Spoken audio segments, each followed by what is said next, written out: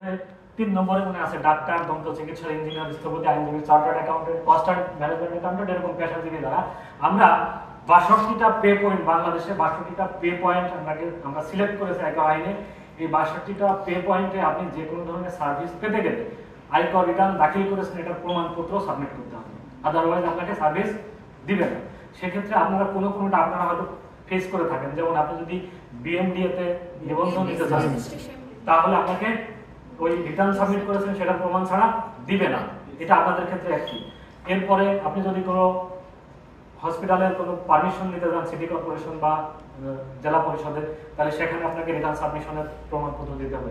আমরা এটাকে সংক্ষেপে বলছি PSR, proof of submission of return, সংক্ষেপে পিএসআর।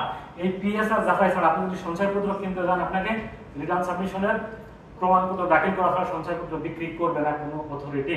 আপনি যদি পাসপোর্ট করতে যান, বিভিন্ন এখন তো পাসপোর্টে মাননীয় প্রধান উপদেষ্টা বলে দিয়েছে কিছু লাগবে না, সেটা আলাদা কথা। তো এরকম আমরা ৬২টা পে পয়েন্ট বা সার্ভিস পয়েন্টকে সিলেক্ট করেছি। সেই সমস্ত জায়গায় কোনো করদাতা বা যেই করদাতা যদি নাও হয়ে থাকে, যদি জমি রেজিস্ট্রি করতে যান আপনাকে দিবে না, যদি কেউ যান সেক্ষেত্রে পিএসআর বা proof of submission of return ছাড়া আপনাকে সার্ভিস দিবে না। সেইগুলোই আমি এখানে আলোচনা করেছি।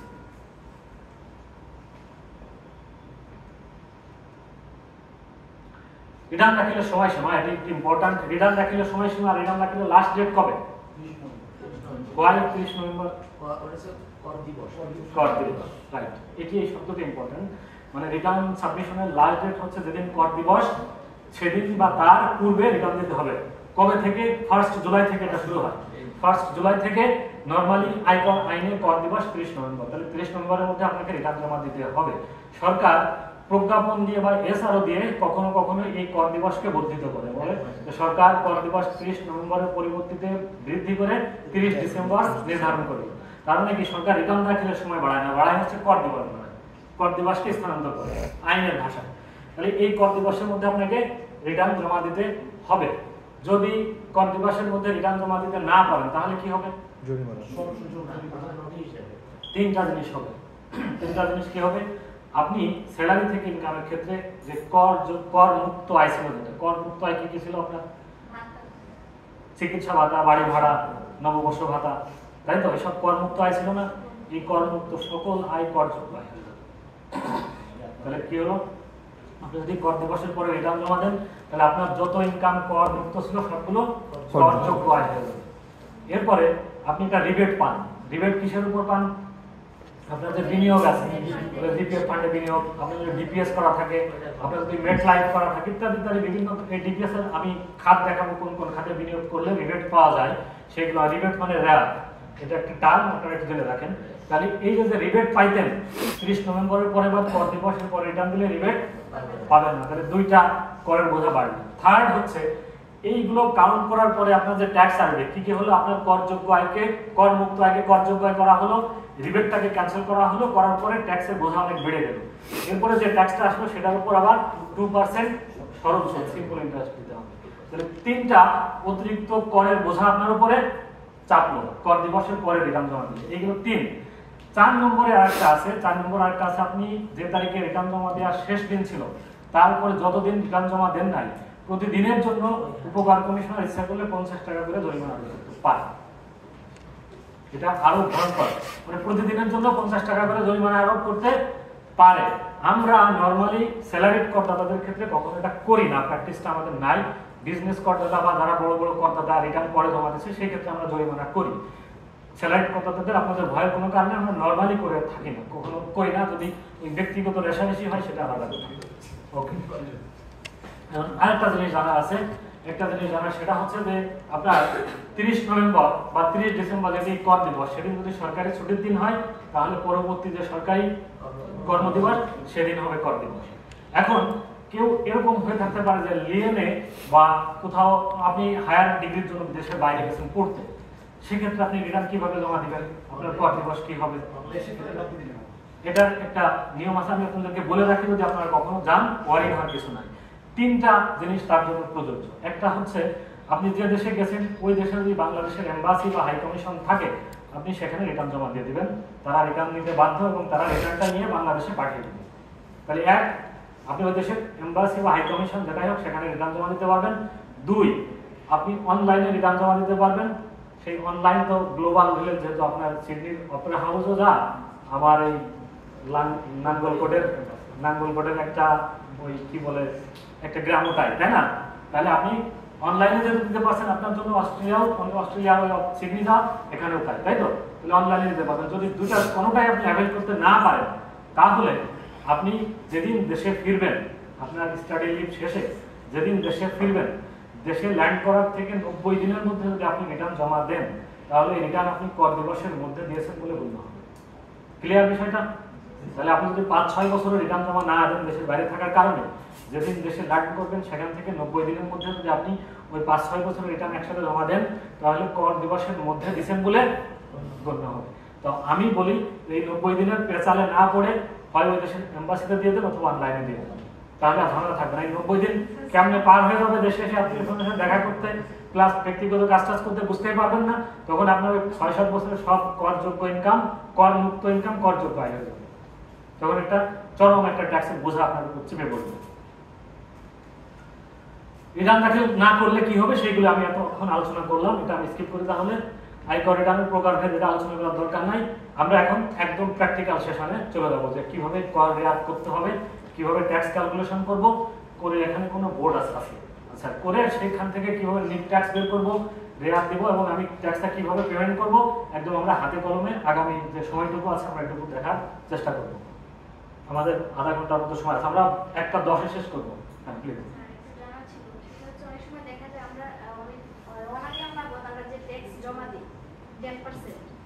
সেটা যদি আমার যদি ধরেন স্যার ওইটার পরিমাণ হচ্ছে মানে ট্যাক্স আমি অলরেডি কেটে ফেলছি সরকারের কাছে 9,000 টাকা, কিন্তু আমার ট্যাক্স আসলো 6,000 টাকা, বাকি 3,000 টাকাটা আমার কি হবে? আর আমার এই বিষয়ের মধ্যে চলে আসবে একটু, এই প্রশ্নগুলো একটু লিখে রাখেন, তাহলে সময় সেভ হবে আমাদের। আমরা শেষের 10 মিনিট একদম প্রশ্ন নিব এবং উত্তর জানবো। ওকে, আমরা ট্যাক্স ক্যালকুলেশন করার আগে রিবেট ক্যালকুলেশন, রিবেট মানে রেয়াত ক্যালকুলেশন শিখছি। কি কারণে? ওই সময়টা আমাদের লাগবে, এজন্য আমি আগে রিবেটটাকে শিখে আসছি। রিবেট ক্যালকুলেশন করার সময় 3টা জিনিস আপনি কনসিডারেশনে নেবেন। 3টা জিনিস কি কি? একটা হচ্ছে আপনার মোট করযোগ্য আয় কত। আমরা আয়টাকে 2 ভাগে ভাগ করছি, কি কি? একটা কর মুক্ত আয়, একটা করযোগ্য আয়। তাহলে করযোগ্য আয় মানে কি? আপনার স্যালারি, আপনার আর্থিক পরিসম্পদ, গৃহ সম্পত্তি আয়, বাড়ি, তারপরে অন্যান্য আয়, কৃষি আয়, এগুলো থাকতে পারে। সব যোগ করে আমি একটা করযোগ্য আয় পেয়েছি।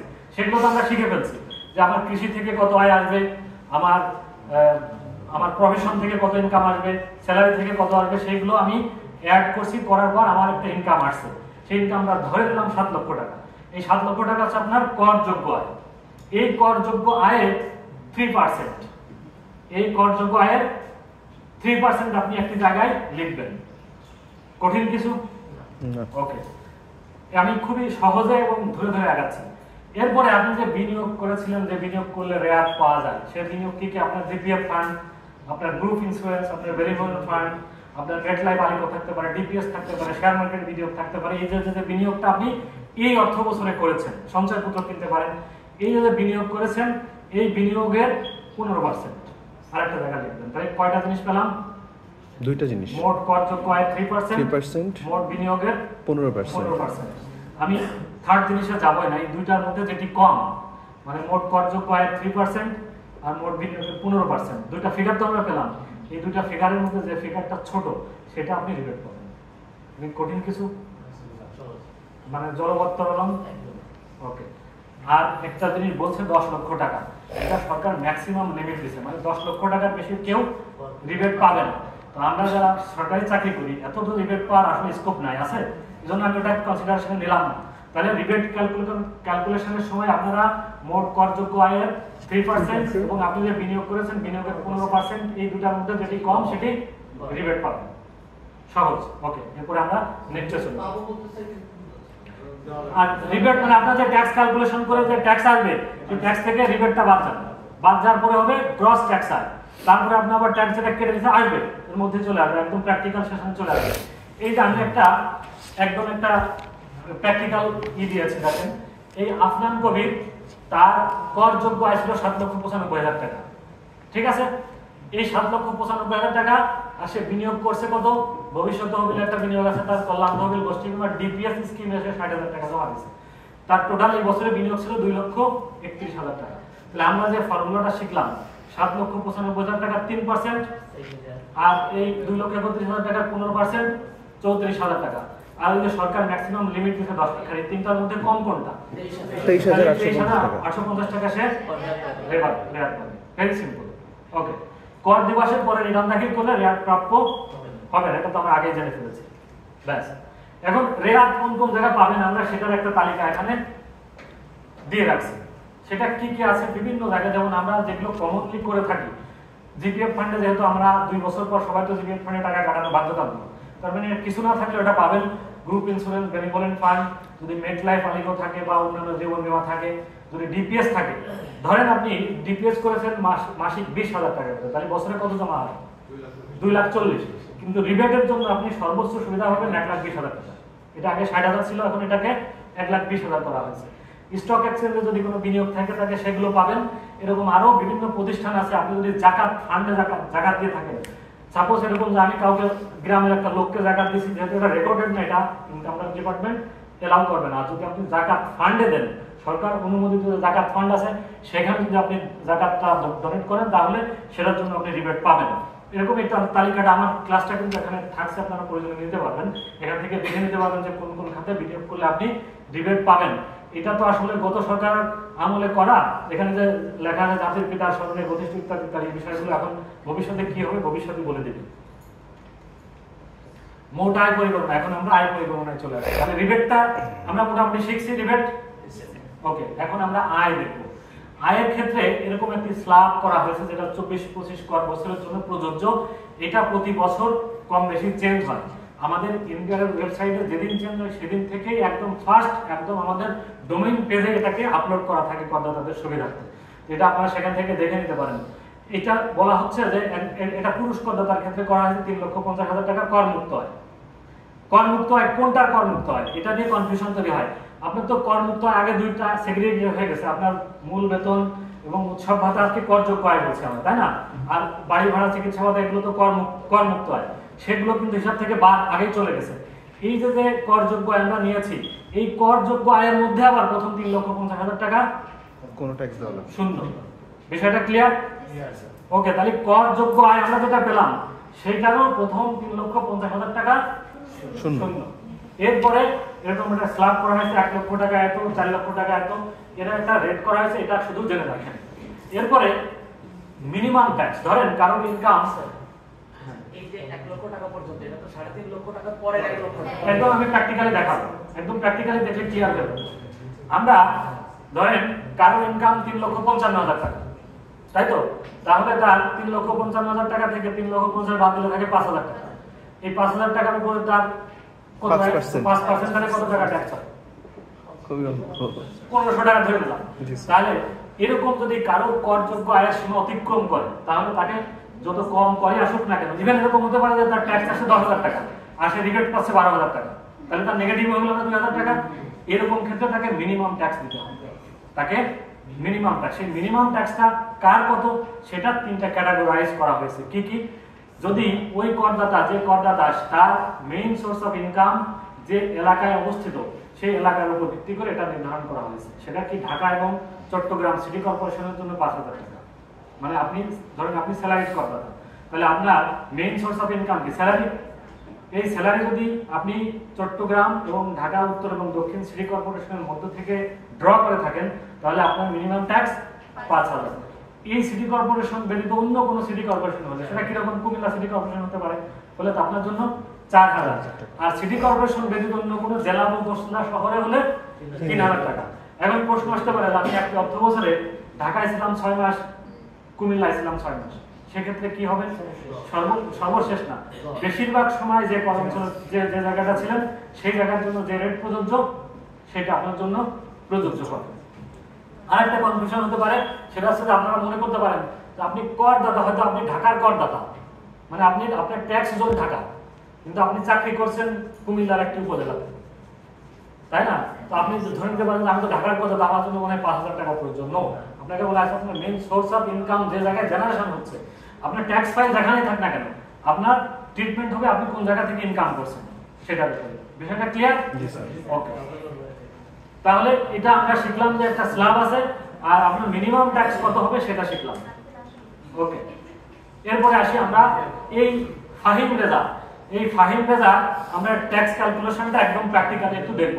তার টোটাল ইনকাম কত? 22,85,700।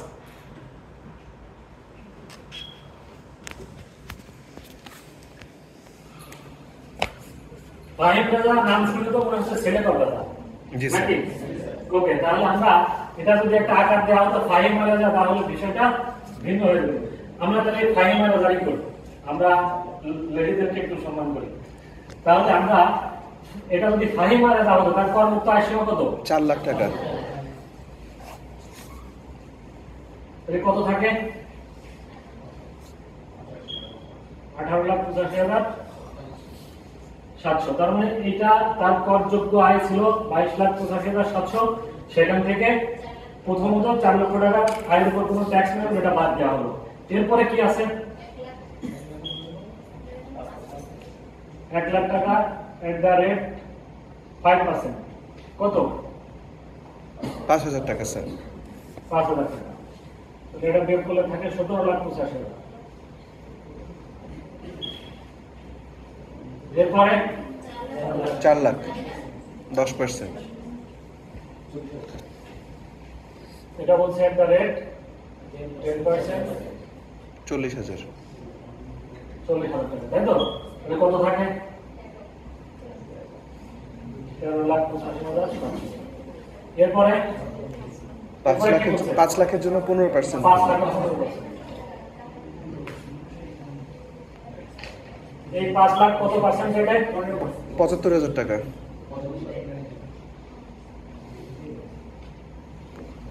আগে কত? 8,85,700, তাই না?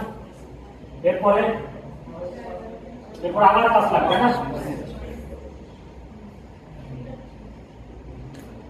এই 5 লাখ কত? 20%। মানে কত? 1 লাখ। থাকলো কত? 4,35,700। 3,85,700, 3,35,700। তাই না? এটা কোন রেটে পড়বে? 25%। যদি তার ইনকাম 50 লাখ হতো তাহলে কি হতো? ওই যে এরপরে আবার ওটা পড়তো, এরপরে 25%, তারপরে টোটাল যেটা থাকতো সেটার উপরে 30% করতো। 30% কোথায়? আমরা দেখি আগের স্লাইডটাতে গেলে দেখতে পাবো। আগের স্লাইডে বলছে 5 লাখ, 5 লাখের পরে পরবর্তী 20 লাখের উপরে 25%। এরপরও যদি আরো কিছু থেকে থাকে টোটালটার উপরে 30%। এইটাকে বলা হয় প্রোগ্রেসিভ ট্যাক্স। প্রোগ্রেসিভ কেন বলা হচ্ছে? যে যার ইনকাম যত বেশি তার উপর ট্যাক্সের রেটটা বেশি হবে। সামাজিক ন্যায় বিচার বা সাম্যতা প্রতিষ্ঠার জন্য এটা করা হয়েছে। এর ব্যাকগ্রাউন্ডে বিভিন্ন ব্যাখ্যা আছে, বিভিন্ন গল্প আছে, সেগুলোতে আমরা না যাই। তাহলে এটা আমরা দেখলাম এরকম একটা রেট, এটার উপর তাহলে কত পার্সেন্ট পাবে? আমার যে বাকি যতটুকু থাকলো এটা কত পার্সেন্ট? 25%, তাই তো? এটুকু 25% কত হয় কেউ একটু করে দেখাতে পারবেন? কারো কাছে যদি মোবাইল থাকে? হ্যাঁ, 96,000। আচ্ছা, এই ক্যালকুলেশনটা বুঝতে কারোর কোনো সমস্যা আছে? না স্যার। হ্যাঁ, ওকে। তাহলে এখন আমি এগুলো যোগ করব। এগুলো যোগ করলে যা হয় সেটা হচ্ছে তার গ্রস ট্যাক্স। এই যে 5,000, 45,000, 75,000, 1 লাখ 96,000, তাই তো? এগুলো যোগ করলে তার গ্রস ট্যাক্স হয়। যেমন এর ক্ষেত্রে 5,000 ক্ষেত্রে তার গ্রস ট্যাক্স হলো 3,28,925। এরপরে দেখবো যে সে রিবেট কি পেল আর তার ট্যাক্স কোথাও। এখানে থেকে কিছু তথ্য দেওয়া আছে। বলছে যে তার করযোগ্য আয় 22,85,700। অনুমোদনযোগ্য বিনিয়োগের পরিমাণ 3,34,980। অনুমোদনযোগ্য বিনিয়োগ কি? এর মধ্যে হয়তো তার ডিপিএস আছে, তার জিপিএফ ফান্ডের টাকা আছে, তার সঞ্চয়পত্র থাকতে পারে, ইত্যাদি ইত্যাদি মূলে যেটা সরকার অনুমোদন করতে পারে। এরকম অনুমোদনযোগ্য পরিমাণ আছে 3,34,980। তাহলে তার রিবেট কি হবে? আমি নেক্সট পেজে যাওয়ার আগে কেউ একজন বলে দেয় তার রিবেট কত হবে, মানে রিবেটের ক্যালকুলেশনটা কি রকমের হবে? 3% অথবা 3,34,980, 15% এর মধ্যে যেটা কম হবে সেটা সে রিবেট পাবে। দেখি তাই করছে কিনা। এই যে তাই করা হয়েছে। তাহলে ওই 22,85,000 3%, 68,000, 3,34,000 15%, 50,000, তাহলে সে রিবেট পাবে 50,247। তাহলে তার গ্রস ট্যাক্স আসলো 3,08,925। এখান থেকে ওই 50,247 বিয়োগ করলাম, বিয়োগ করার পর তার নিট কর যায় থাকলো 2,78,678। ওইখানে আরো কিছু তথ্য দেওয়া আছে। তার বেতন থেকে আয়কর কেটে দিচ্ছিল 30,000 টাকা, তার একটা গাড়ি আছে, সেই গাড়ির অগ্রিম কর দিচ্ছে 25,000 টাকা। ঠিক আছে, তাহলে এইগুলো এখন তার ওখান থেকে বাদ যাবে। এই যে বেতন থেকে কাটছে 30,000, গাড়ির অগ্রিম কর 25,000, এটা কাটছে, কাটার পর তার নেট প্রদেয় কর 2,23,678 টাকা। এটা তাকে এখন পে করতে হবে উইথ রিটার্ন। রিটার্নের সাথে তাকে হয় চালানের মাধ্যমে পে অর্ডার করে হোক বা যেভাবে তাকে পে করতে হবে। এর মধ্যে কোনো কনফিউশন আছে এটুকুর মধ্যে? ওকে, ভেরি ফাইন। তাই দেখি এরপরে কি আছে। আচ্ছা, আমরা আরেকটা উদাহরণ কি আসলে দেখার দরকার আছে সময় নষ্ট করে, মানে ট্যাক্স ক্যালকুলেশন নিয়ে। Good, thank you. ওকে, আমরা এখন একটু সারচার্জ নিয়ে আলোচনা করব। সারচার্জ কি? সারচার্জ হচ্ছে এই যে ট্যাক্স আসে আপনার 5,000 বা 10,000 যে ট্যাক্স আসে, এই ট্যাক্সের উপরে আবার একটা ট্যাক্স আছে, সেটাকে আমরা সারচার্জ বলি। সারচার্জটা কার কার ক্ষেত্রে প্রযোজ্য আগে আমরা সেটা জানবো। কার কার ক্ষেত্রে প্রযোজ্য? যদি কোনো ব্যক্তির ওই যে বছরে উনি রিটার্ন দিচ্ছে, ওই রিটার্নে তার যে পরিসম্পদ আছে, পরিসম্পদ শব্দটা বলছি এই কারণে, পরিসম্পদ শব্দটা আসছে আপনার ট্যাক্স ফাইলে আপনি যে সম্পদগুলো দেখিয়েছেন, এইগুলোকে আমরা বলছি পরিশুদ্ধ সম্পদ, সম্পদ বা পর্যাপ্ত সম্পদ। এই পরিশুদ্ধ সম্পদ বা পর্যাপ্ত সম্পদ থেকে শব্দটা আসছে পরিসম্পদ। মানে ট্যাক্স ফাইলের বাইরে আপনার যা আছে সবই অবৈধ আমরা বলছি। যদি আপনার ফাইল দুদক কল করে, আপনি কোনো একটা অ্যানোমালির সাথে যুক্ত বা যে কোনো কারণে আপনার নামে কমপ্লেন হয়েছে, দুদকে মামলা হয়, দুদক প্রথমেই তার ট্যাক্স ফাইলটাকে সিজ করে তারা তদন্ত করে দেখে যে বাস্তবে কি আছে, ট্যাক্স ফাইলে কি দেখানো আছে, এই দুটার মধ্যে যে গ্যাপ, সেটার উপর তারা বলে যে অবৈধ অর্জিত সম্পদ এত টাকা। আপনারা মিডিয়াতে দেখেন না, বলে যে এই লোকের অবৈধ জ্ঞাত আয় বহির্ভূত সম্পদ এত টাকা দায়ে মামলা করা হয়েছে। তাহলে এই জ্ঞাত আয় বহির্ভূত সম্পদটা মেজার করে কি দিয়ে তারা ট্যাক্স ফাইলে কি দেখানো আছে, তারা তদন্ত করে কি পেয়েছে সেটা গ্যাপ। তাই এই জন্য আমরা বলছি ট্যাক্স ফাইলে যা আপনার আছে এটাকে আমরা পরিসম্পদ বলছি বা পরিশুদ্ধ সম্পদ। এই পরিসম্পদের মূল্যমান যদি আপনার 4 কোটি টাকা এক্সিড করে, তাহলে আপনাকে সারচার্জ দিতে হবে। এখন শুনেই ভয় লাগতে পারে, 4 কোটি টাকার উপর 10% দিলে তো 40 লাখ চলে যাবে, আল্লাহ, জমি বিক্রি করে কি সারচার্জ দেওয়া লাগবে? Not like that. সারচার্জ হচ্ছে আপনি আগে সারচার্জ দেওয়ার যোগ্য কিনা। যদি 4 কোটি টাকার বেশি সম্পদ আপনার থাকে, অথবা 8,000 বর্গ ফুট আয়তনের বেশি বাড়ি থাকে, অথবা একের অধিক গাড়ি থাকে, এই 3টি ক্রাইটেরিয়ার কোনো একটি যদি আপনার থাকে, তাহলে আপনার জন্য সারচার্জ প্রযোজ্য। এবং সারচার্জ কিসের উপর দিবেন? আপনার এই বছরে যে ট্যাক্স আসছে সেই ট্যাক্সের উপরে 10% সারচার্জ। মানে আপনার সাপোজ 10 কোটি টাকার অ্যাসেট আছে, কিন্তু আপনার ট্যাক্স আসছে 5,000 টাকা, তাহলে 5,000 টাকার 10% 500 টাকা আপনার সারচার্জ। বিষয়টা ক্লিয়ার কিনা? তাহলে আগে আপনি দেখবেন যে আপনি সারচার্জের যোগ্য কিনা। সারচার্জের যোগ্য হতে হলে আপনাকে 4 কোটি টাকার বেশি সম্পদ হতে হবে, অথবা 8,000 বর্গ ফুট আয়তনের বেশি বাড়ির মালিক হতে হবে, অথবা একের অধিক গাড়ি থাকতে হবে। এই 3টা যদি থাকে, 8,000 বর্গ ফুট আয়তন, এটা কি মানে ভবন হতে হবে নাকি বাড়ির ল্যান্ড? একাধিক ফ্ল্যাট, মানে ভবন বলছে, বাড়ি, ল্যান্ড না, কিন্তু বাড়ি।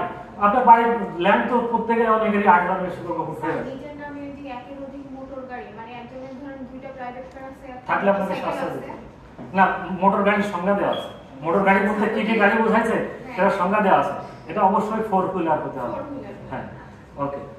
তাহলে আমরা পেয়ে গেলাম যে সারচার্জ দিতে হবে কাদের 4 কোটি টাকার বেশি সম্পদ, একের অধিক গাড়ি, অথবা 8,000 বর্গ ফুট আয়তনের যদি বাড়ি থেকে থাকে বা ভবন থেকে থাকে, আপনাকে সারচার্জ দিতে হবে। সারচার্জ কিসের উপর? এই যে সম্পদের মূল্যমান যদি 4 কোটি টাকা পর্যন্ত হয়, তাহলে সারচার্জ নাই। 4 কোটি টাকার 1 টাকা বেশি হলেও সারচার্জ দিতে হবে। তারপরে 4 কোটি থেকে 10 কোটি পর্যন্ত 10% এরকম একটা রেট করা আছে। আমরা কয়েকটা উদাহরণ দেখি, উদাহরণ দেখলে বোঝা যাবে। যে মোটর গাড়ি বলতে দেখেন কি বলে দিছে। মোটর গাড়ি বলতে bus, minibus, coaster, prime mover, truck, lorry, tank lorry, pickup van, human hauler, auto rickshaw এবং মোটরসাইকেল ব্যতীত অন্যান্য মোটরযান, এগুলো বাদে অন্যান্য মোটরযান। ঠিক আছে? ওকে। ও আবার যাদের সিগারেট, বিড়ি, জর্দার ব্যবসা আছে, তাদেরও সারচার্জ দিতে হবে। আছে নাকি কেউ? আচ্ছা, প্রসঙ্গক্রমে বলি, বাংলাদেশের যে সেরা ট্যাক্স করদাতা গত 15 বছর ধরে হচ্ছে, উনি কিন্তু জর্দার ব্যবসা মালিক, কাউস মিয়া। উনি হাকিমপুরি হাকিমপুরি জর্দার মালিক, উনি কত ট্যাক্স দেন আপনাদের কারো আইডিয়া আছে? 100 কোটি টাকার উপরে স্যার দেয়। না, 45 থেকে 50 কোটি টাকা প্রতি বছর ট্যাক্স দেন। তাহলে ইনকাম কত হিসাব করেন? আকিজ সাহেবের তো ওদের মানে কি ইনকাম বলে, ওদের কোম্পানির ইনকাম, হ্যাঁ সিগারেট থেকে শুরু। তো কাউস মিয়া কখনো পাবলিকলি কথা বলেন না, তার এই সম্পদ কিভাবে হয়েছে ইত্যাদি কখনো বলেন না। ইভেন আমরা যখন প্রতি বছর তাকে ট্যাক্স কার্ড দিয়ে সম্মাননা দেয়, উনি এসে এক পাশে বসে থাকেন, মঞ্চের ডেকে চলে যায়। তাকে বহুবার রিকোয়েস্ট করেছে আপনি কিছু বলেন, বলেন। তো লাস্ট যেবার একবার ওনাকে বলা হয়েছে যে আপনি কিছু বলেন, তখন উনি একটু এক্সাইটেড হয়ে গেছে, প্রত্যেকবার বলা হয় আজকে বলবো। তো বলে মাইক নিয়ে উঠছে, তখন আমাদের চিফ গেস্ট হচ্ছে মাননীয় অর্থমন্ত্রী, তারপরে অর্থ সচিব, এরকম বিভিন্ন ডিগনিটারিজরা আছেন এবং সবাই টাইম নিয়ে আসছেন। উনি উঠে প্রথমে বলছেন আমাকে আজকে সময় দিচ্ছেন, আমি যতক্ষণ কথা বলবো আমার শুনতে হবে, যদি শুনতে চান আমি বলবো, নাহলে আমি নেমে দেবো। এখন ওনাকে আর নামাই দেওয়া সম্ভব, তখন তো সব মিডিয়া কাভারেজ চলছে। উনি কথা বলছে 25 মিনিট কথা বলছে। এই 25 মিনিটই ওনার ইউটিউবে কাউস মিয়াতে সার্চ দিলে আপনারা পাবেন। ওনার গল্পটা একদিন শুনেন যদি সময় পান, উনি কিভাবে ব্যবসা করছে, কিভাবে এই অর্থ সম্পদের মালিক হয়েছে। ওনার নানি ওনাকে জমি বিক্রি করে টাকা দিয়েছিল ব্যবসা করার জন্য, সেটা একাধিকবার নষ্ট করছে, করার পর আবার দিছে। এটা থেকে শুরু হয়, কিভাবে শুরু হয় ওখানে উনি বলছে, আপনারা শুনতে পারেন ইচ্ছে করবে। শার্ট সার্জের কয়েকটা উদাহরণ আমরা দেখি। শার্ট সার্জের কয়েকটা উদাহরণ কি, যে একজন ব্যক্তির নিট সম্পদ 2 কোটি 20 লাখ টাকা, তার শার্ট সার্জ আসবে? আসবে না। আসতে পারে যদি তার একাধিক গাড়ি থাকে, তাহলে ধরে নিলাম তার অন্য কিছু নাই, কিন্তু নিট সম্পদ 2 কোটি 20 লাখ টাকা বেশি, তাহলে তার শার্ট সার্জ আসবে না। তাহলে এটা আমরা আলোচনা না করি, বলছে শার্ট সার্জের পরিমাণ 0। সেকেন্ড পারসন দেখেন, তার নিট সম্পদ 4 কোটি 30 লাখ, আর তার নিট মোট আয় কত 3 লাখ 40, তাহলে তার শার্ট সার্জ আসবে? কেন আসবে না?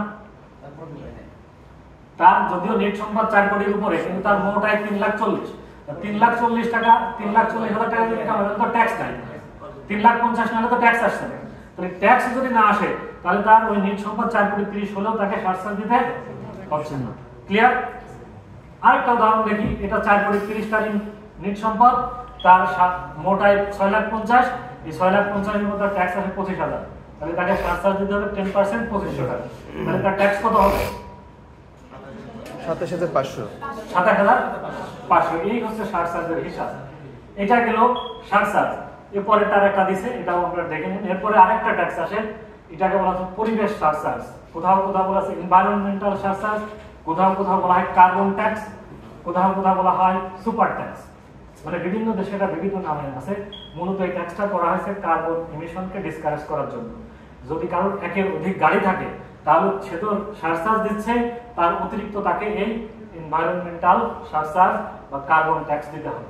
মানে কারো যদি একাধিক গাড়ি থাকে, তাহলে সেই গাড়ির জন্য, প্রথম গাড়িটার জন্য যদি তার 25,000 টাকা ট্যাক্স হয়ে থাকে, তাহলে দ্বিতীয় গাড়ির জন্য আরো 25,000 টাকা, 25 25 50 প্লাস 25 75,000 টাকা তাকে শার্ট সার্জ দিতে হবে। এনভায়রনমেন্টাল শার্ট সার্জ দিতে হবে। এটা রেয়ার ঘটনা, খুব কম। আর এটা নিয়ে ওয়ারিড হওয়ার বা শেখার কিছু নাই। কারণ কি, এই শার্ট সার্জটা আপনার যদি একাধিক গাড়ি থেকে থাকে, তাহলে অটোমেটিক্যালি বিআরটিএ যখন আপনি ফিটনেস রিনিউয়াল করতে যাবেন, অটোমেটিক্যালি কেটে নিবে, আপনি বুঝতেও পারবেন না। আপনাকে তারা বুঝতেও দিবে না, ওই টাকা পে না করলে তারা আপনার গাড়ির ফিটনেস দিবে না, আপনি রোডে গাড়ি নামাতে পারবেন না। সুতরাং এটা শেখার বা ওয়ারিড হওয়ার কিছু নয়, অটোমেটিক্যালি আপনার পকেট ফাঁকা হয়ে যাবে। আচ্ছা, তাহলে আমরা হচ্ছে রিটার্ন প্রিপেয়ার করা, ট্যাক্স ক্যালকুলেশন করা, রিবেট ক্যালকুলেশন করা, নেট ট্যাক্স বের করা, শার্ট সার্জ ক্যালকুলেশন করা, এই রিলেটেড কারোর কোনো কনফিউশন থাকলে আমি এখন সেটাকে সলভ করি। আমার মনে হয় নাই, মানে যতটুকু আপনাদেরকে আমি